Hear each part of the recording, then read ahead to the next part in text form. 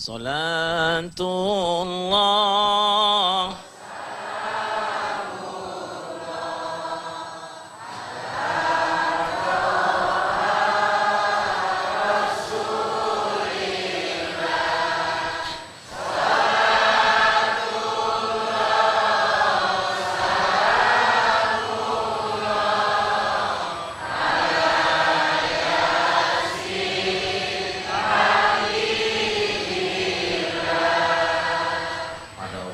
Rasulullah Shallallahu Alaihi Wasallam hijrah ke Madinah.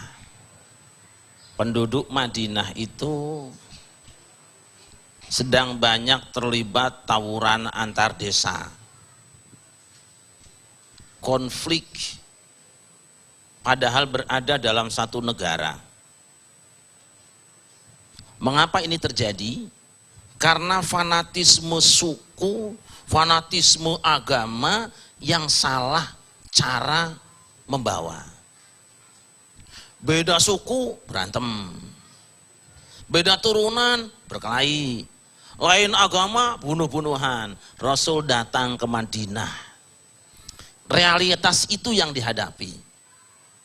Begitu Rasul datang di Madinah,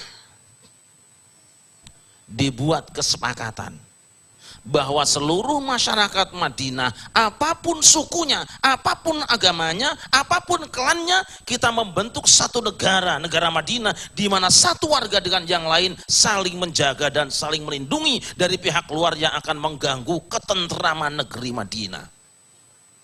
Itu yang kemudian disebut dengan Piagam Jakarta Madinah.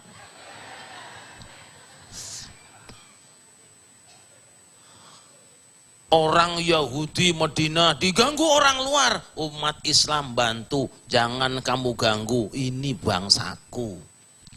Orang Islam diganggu, Yahudi Madinah belain, itu kesepakatannya.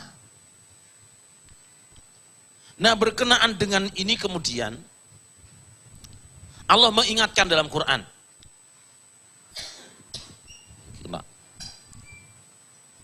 Wa idza akhadna mitsaqakum la tasfikuna dima'akum wa la tukhrijuna anfusakum min diyarikum thumma aqrantum wa antum tashhadun.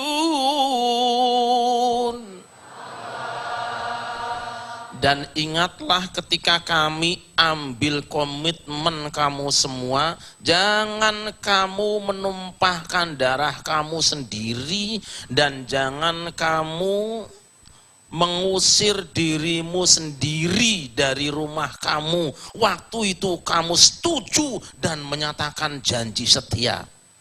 Yang dimaksud dengan kamu di ayat itu bukan kamu orang beriman, tapi kamu masyarakat Madinah secara keseluruhan. Bagaimana orang yang agamanya beda tapi disebut dengan kamu, seakan-akan dia bagian dari tubuhmu sendiri. Mengapa? Karena ada ikatan perjanjian hidup bersama, Bhinneka Tunggal.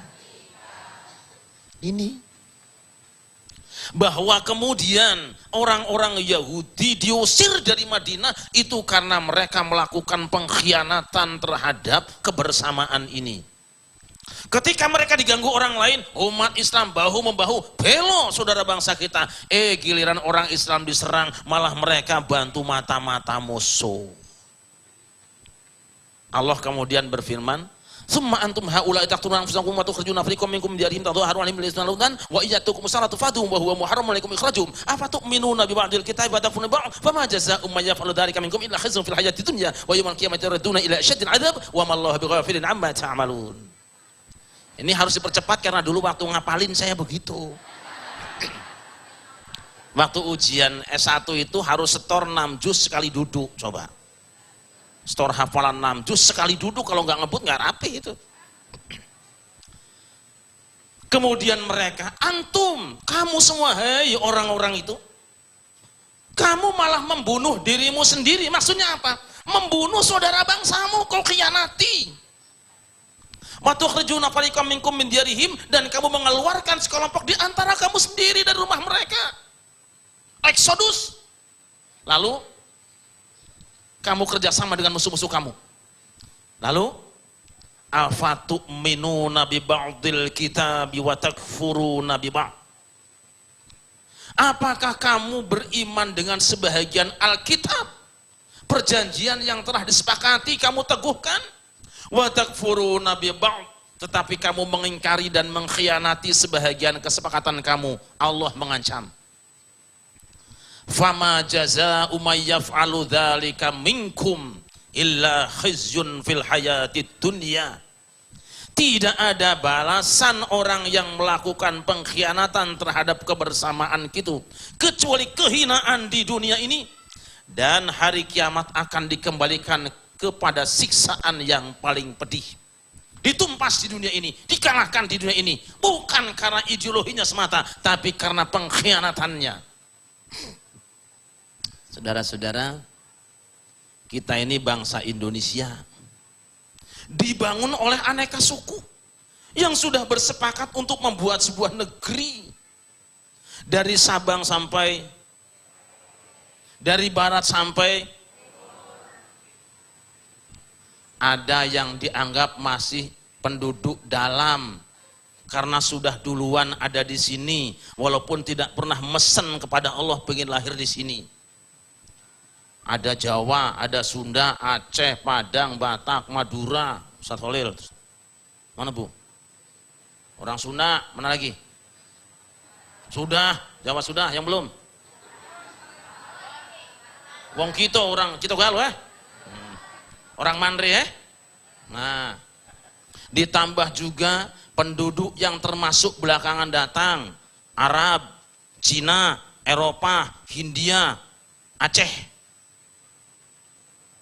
Tapi mereka orang Arab, orang Cina, Eropa, Hindia yang datang di Indonesia sudah berintegral dengan Indonesia. Mereka bahkan mengganti namanya dengan nama Indonesia. Jangan kembali diungkit-ungkit, jangan diangkat kembali sentimen kesukuan ini untuk sebuah negara bangsa Indonesia.